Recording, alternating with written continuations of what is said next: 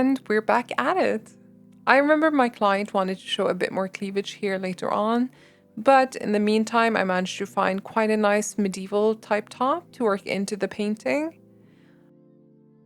And I basically just erased all of the parts I didn't want. Again, I'm using the free transform tool here to conform the medieval top and make it fit a bit better. And just erasing out all the bits I don't need.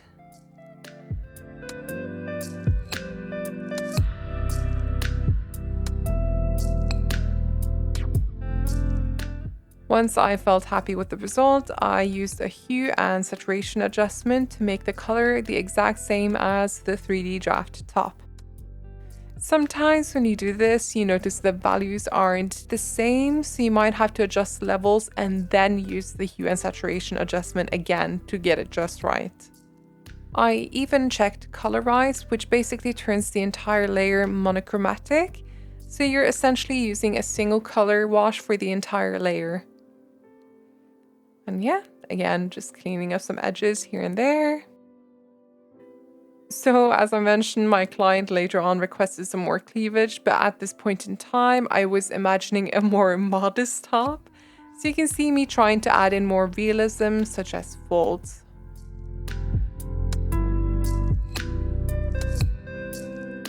And adding a bit more dimension to the strings by thinking about the lighting and where it would hit the strings directly. In typical scatterbrain Christina fashion, I started moving on to the leather straps, and you can see that I leave the edge of the strap, where it meets the background, quite rough.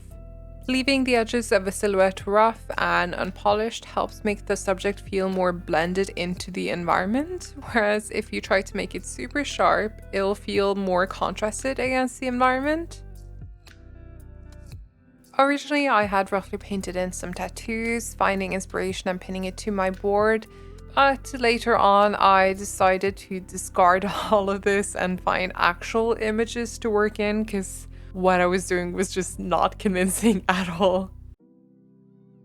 So some more polish and minor painting over for the armor and also the fur trims. The nice thing about the 3D draft is that you basically have the final color palette in front of you.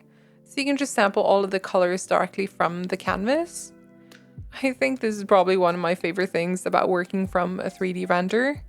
Maybe you're the opposite and you like mixing a predetermined color palette, but I remember the time before I used 3D in my work and just how muddy my paintings used to look.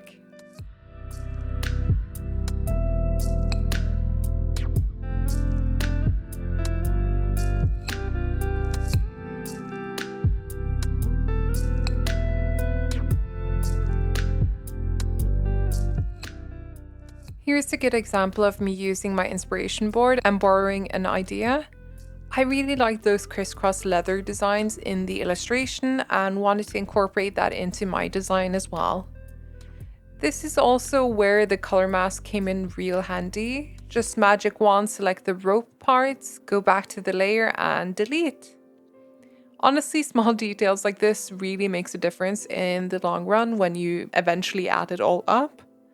I never realized this while I'm doing the Paintover, but then I flick on the 3D draft render and I'm like, damn, that's quite the difference.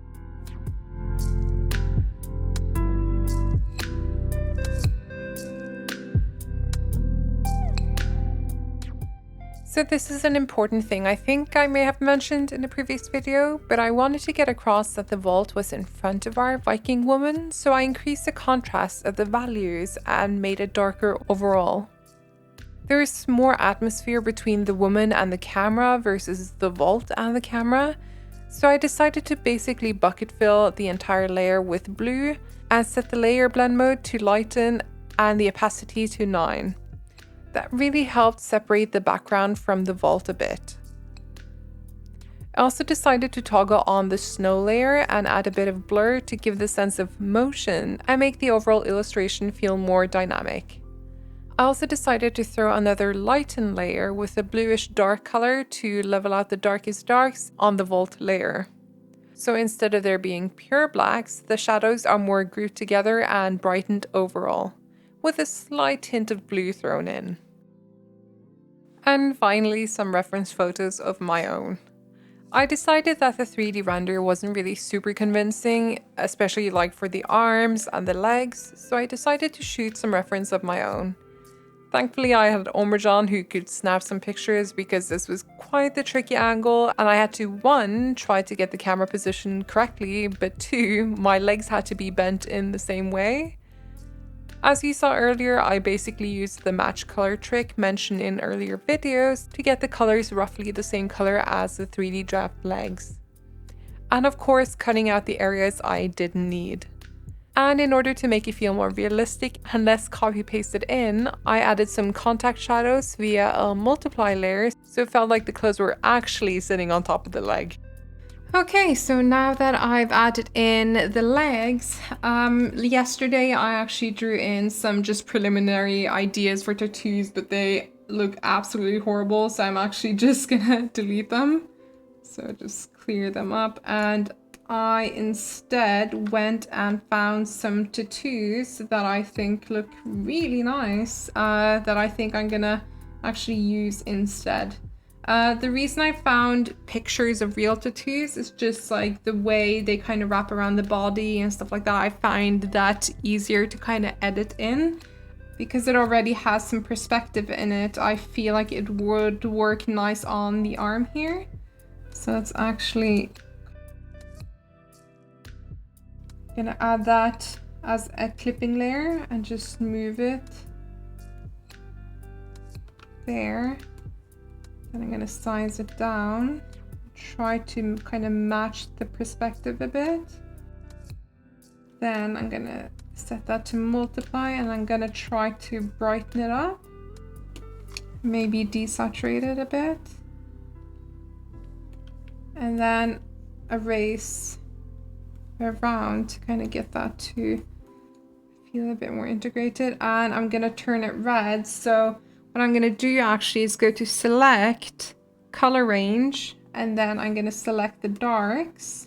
If I change the range, you can see in this general area, everything that's white will be selected. So if I maybe like that and press OK, you can see that this is now selected. And if I now go to, let's see, hue saturation, set it to colorize, maybe brighten it up a bit, go to reds, maybe a more desaturated red. Let's set that to a clipping mask, and actually, because now it's affecting everything else as well, so let's, and then I'm just gonna hit clear and then fill that with black. So now this whole area is just black mask. Yeah, that already adds a lot of detail, and I think it looks pretty nice. All right, let's continue doing that for the rest of the images. But before then, I actually want to merge these legs that I added in. So I'm gonna merge that with the base, so the base now has the new legs in it. And then I'm gonna re-clip all of these. Then move this around, thinking maybe on the leg. Oh, looks like we had some leftover tattoos here, so let's get rid of that. Let's actually leave that out for now and come back to it later on. So let's, what could be good for the thighs? Maybe something like this. Or actually, yeah, let's try this.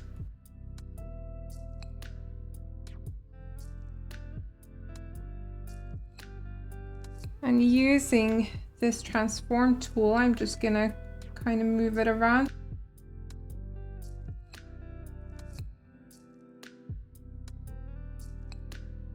Oh yeah, by the way, you can clip mask, so that will, you don't have to like erase all those areas. And actually we can keep moving this around till it looks a bit better. Let's see, maybe rotate it a bit. Yeah, actually I have the orientation completely wrong, because if I get rid of that, in terms of perspective, the leg is going down like this. So it's kind of going down like this. But what I actually did with the tattoo is I did it this way. And that's not correct. So let's get rid of that and actually flip that. Hopefully you weren't just screaming at your computer, just being like, oh, come on. We all make mistakes, okay? So we're all human.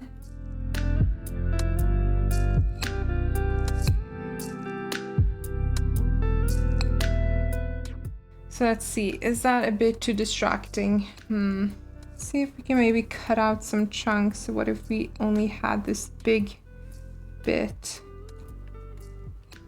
So what if we got rid of that big bit? Let's see.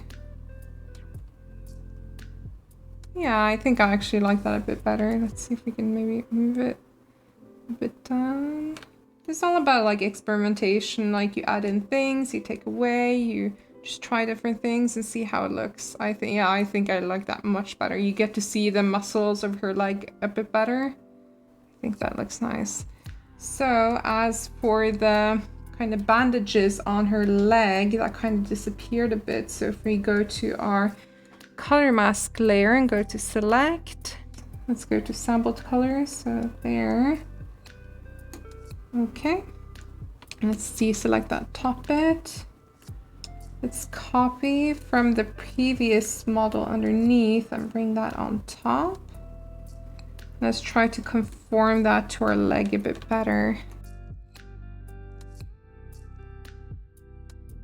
Let's actually add in some tattoos down here because I feel like that would look nice. Maybe some here. I don't want to go too overboard with the tattoos, you know? So let's see. So here the perspective doesn't match at all, so we're going to use the transform tool and just try to get it to fit.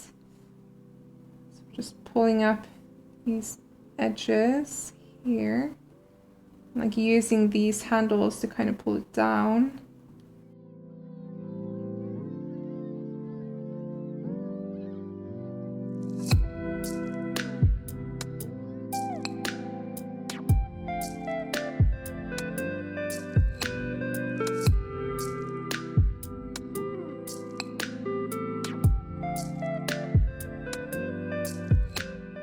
So actually copy one of the tattoos up here maybe and move that down. So I kind of like these thick bold lines. If you Control Alt drag from a selection, you create a copy of it. Okay, I think that's it for the tattoos for now. I can always add in some more later. Let's actually focus on the clothing and make that look a bit better and just get all of our kind of, not details, but like design down, so I can kind of send this off to my client and hear his thoughts regarding the design, if he's happy with that or if he wants to move on, because after that update I'm probably going to move on to the more detail rendering stage part of the image. So I always tend to focus on the design first, not for it to look pretty or anything like that. And then after I get the approval, I start painting over everything and make everything look nice. So let's focus on the clothing for a bit, and I'm gonna flip the canvas again because I haven't done that in a while. Don't see any jarring issues, I think. All right, let's get started. I will let the time lapse play out a bit, but essentially my goal here was to make the clothing feel more like realistic clothing. So adding more realistic folds, contact shadows, making the fur feel soft by painting some more rough edges and so on. Most of the hard work is done now, so I can basically just turn off my brain a bit and go paint crazy.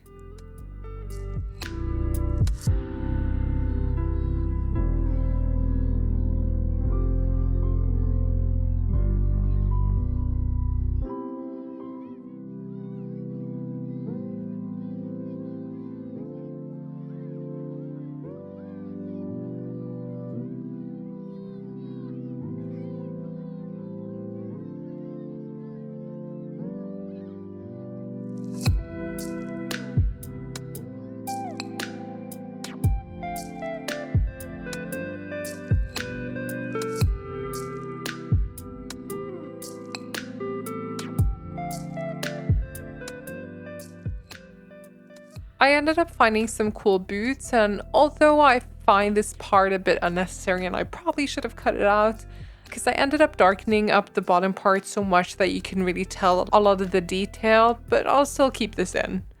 I usually advise that in less important areas, as in areas that you don't necessarily want the viewer to like really be focusing in on, you should refrain from adding too much detail.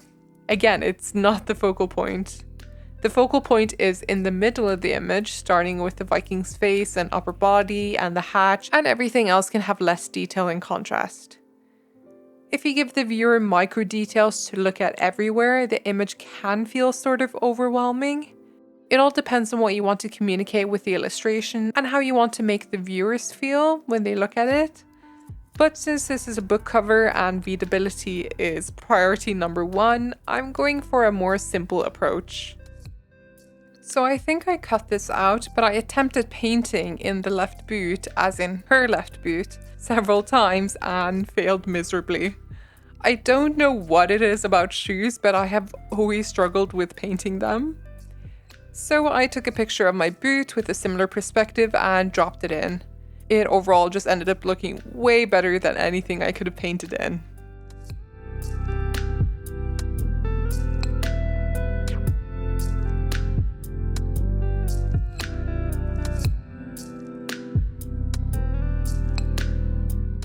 Next on the agenda, runes.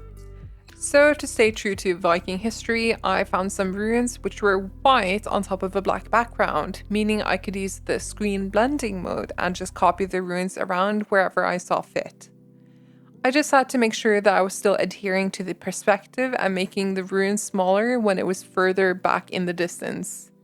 Having the paper talismans at different distances definitely helped reinforce the feeling of depth in the image.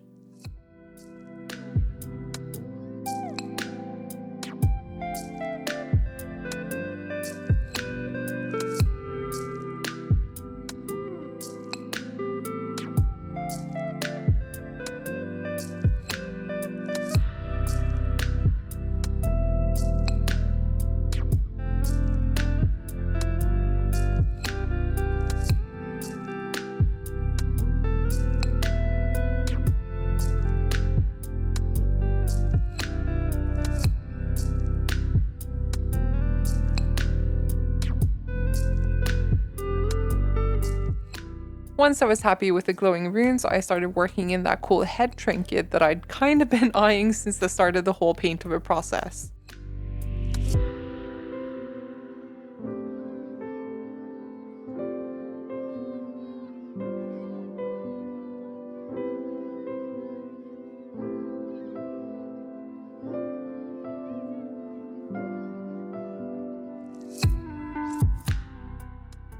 And here's the part everyone's been waiting for, boobies. I am using the exact same method as before. Once you get used to these techniques, there really isn't much else to it. It's more about just artistic expression rather than technical steps to follow. At least I hope that's the takeaway for anyone watching. I'll let the time-lapse play out a bit more, so I'll see you in a bit.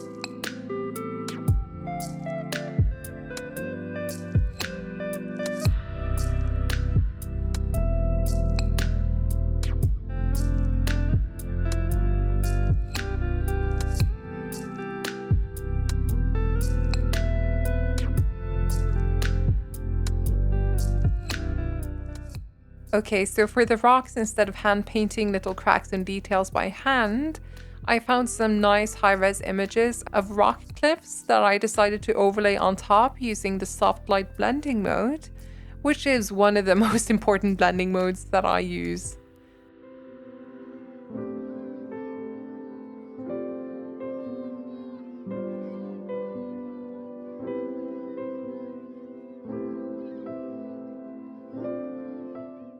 Although I found there to be just a tad bit too much noise, so I decided to use a smart blur filter just to get rid of some of the noise and smooth out some of the surfaces. Kind of reinforcing that idea that I was talking about earlier, that you don't want a ton of like micro details on things that aren't as important. Yes, there should be some detail on the rocks, but not so much that it kind of feels like there's more detail on the rocks than there is on the Viking woman herself, which is the most important part of the image. So you kind of want to strike a nice balance. Yeah, at this stage, I think all of the design elements are in. And what I mean by that is basically having most of the image figured out. So only things left is just pure polish, which is my least favorite part of the Paintover process. It's just that last like 15% where you just really need to zoom in and clean up edges, add in smaller details, and so on. While you're doing it, you feel like you're making no difference, but it really does make a difference. I think the only thing missing here is the arms, which I later on decided to replace and take some reference photos of my own, as I didn't feel the 3D model had convincing enough definition and anatomy. And in 2020, which now feels like 1,000 years ago, I was a lot leaner, so it was such a perfect moment to take these reference photos.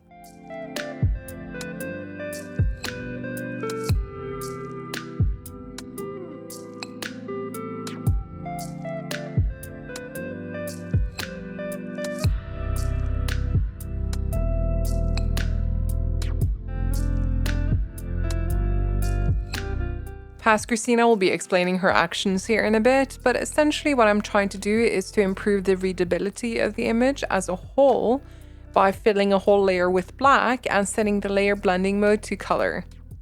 If it doesn't read well in black and white, it won't work well in thumbnail form when colored. So my aim is to increase the contrast of the Viking woman, making her pop out from the background more. I achieve that by essentially filling a layer with a mid value, setting the layer to multiply and erasing out parts where the lighting will be hitting her. Again, I'll let the time-lapse play out a bit more, and Past Christina will shortly explain everything in further detail.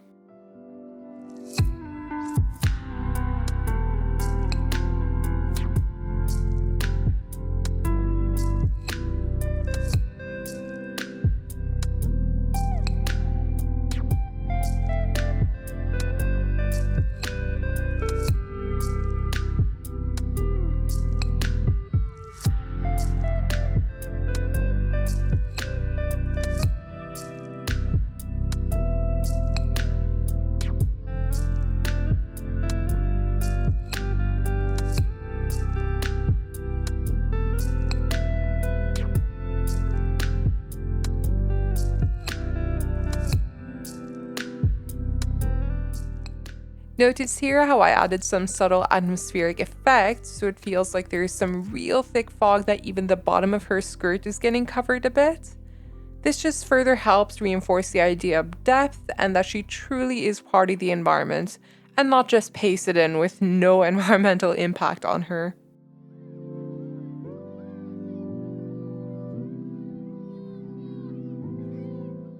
I just wanted to jump in here quickly and explain what I'm doing in this moment. So I felt like even though I darkened the Viking woman and increased the contrast, I could still do a better job of making her pop out from the background more. So essentially I kept flicking the black and white layer on and off, as well as the extreme levels adjustment to get a better sense of the values. In some instances, I just left the black and white layer on while making the adjustments in real time, so I knew just how bright or how dark I had to go for the different areas of the illustration.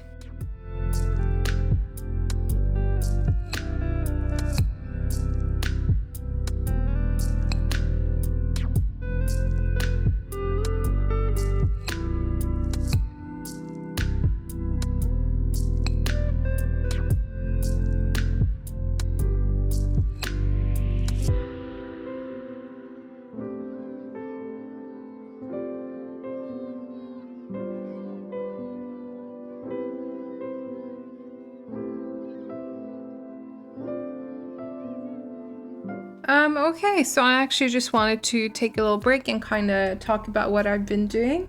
So when working on illustrations, when you're working in color, your eyes kind of get a bit overwhelmed with all of the information that you're kind of getting. So one really easy thing to do to kind of eliminate that is to turn everything black and white, because you kind of get rid of color and you kind of get to focus on just the values. And if I zoom this out as a thumbnail, I want this to read very well, like I did in the 3D process when I was turning everything black and white. I want everything to have a good read, and as it was, before I added the multiply layer, she wasn't reading that well, she wasn't popping that much, but once I did, she kind of popped out a bit more. And if you're still kind of having difficulty seeing if things read very well, one thing you can do is to add a levels adjustment and to kind of crunch those levels together, because what you get then is almost like that black and white kind of silhouette thing in Blender that I was showing earlier on. This is very similar to that. You're kind of just crunching the values together, and if things pop out, that's really good. And what you can actually do while you have that on is just kind of like I did with the background, I brightened it until she popped out a bit more, and if I turn this on and off, you'll see that she stands out much more. And also the reason that I darkened her is because I felt like, because the lighting is kind of coming almost like this direction, but more towards us, like this, we get this nice kind of light shape that's happening here.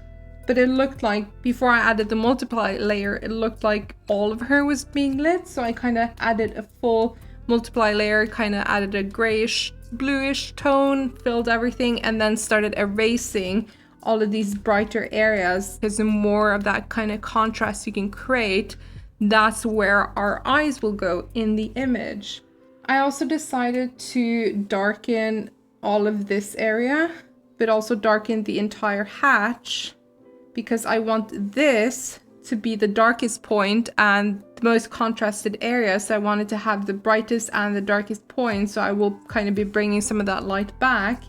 And I also just added a general kind of fill layer with just a blue color, because I wanted to kind of push her a bit back. I also chose to shrink her a bit, because how it was, she was kind of a bit further up here and the entire cliff was up here, and I didn't kind of like what was going on here. I kind of wanted to create a bit of a rest area here, and by making her smaller and pushing her values back a bit to match the background a bit more, so by compressing her values, I can kind of bring this a bit forward, and by doing that, it will actually look like she's looking up at it instead of kind of being right next to it, because it kind of wasn't reading that way for me. So I tried to kind of reinforce that idea. Also, I darkened some of these shadow areas and also some of these snow areas that are getting hit by the sun, because I want the most contrast to be around here. I'm going to be pushing values back and also bringing values forward to kind of, it's kind of like a game you have to play. So sometimes you might do something and then later on you might reverse that. So what I'm actually trying to do now is trying to see if I can add some sort of silhouette up here. I also tried adding like a silhouette here to see if that would help kind of push this area back by having something overlap it and having that be very dark. But that isn't quite working, so I'm gonna have to try to work the values a bit more and see if I can somehow push this a bit forward and push all of this back a bit more. But yeah, other than that, I'm gonna jump back into painting and gonna try to finish this illustration.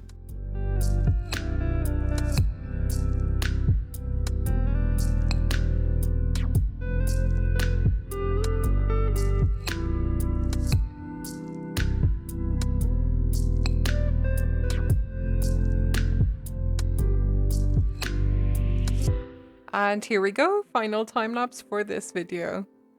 I apologize that I'm time lapsing so much, but this entire Paintover process took 12 hours and no one would watch that in its entirety. I mean, understandably so.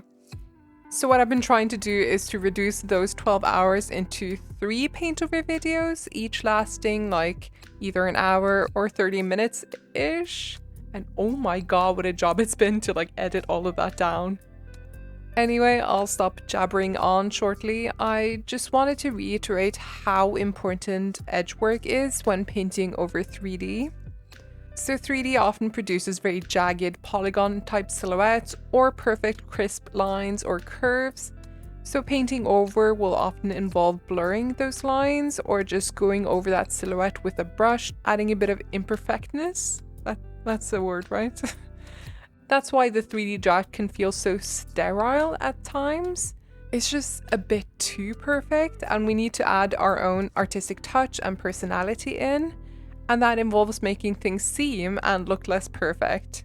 Adding attention and detail to where we want the focal point to be and brushing over less important areas so it doesn't pop out as much. I have to admit that I sometimes find painting over 3D so tedious, but it makes all the difference. It goes from, yikes, that doesn't look that good, to, damn, wait, did you use 3D for this? Alright guys, last time lapse.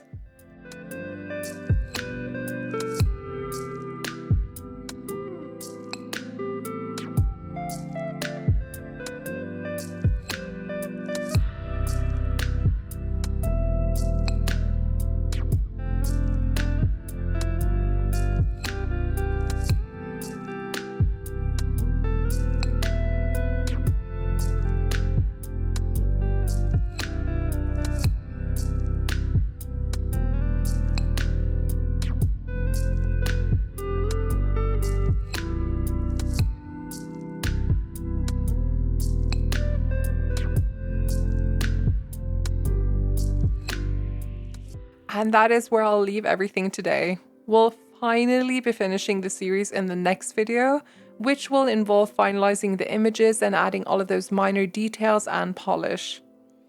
If you've made it this far, thank you so much for watching. I know this series doesn't get a lot of attention or love, but I'm hoping it'll at least help like a handful of people struggling with painting over 3D renders in Photoshop. See you all soon. Bye!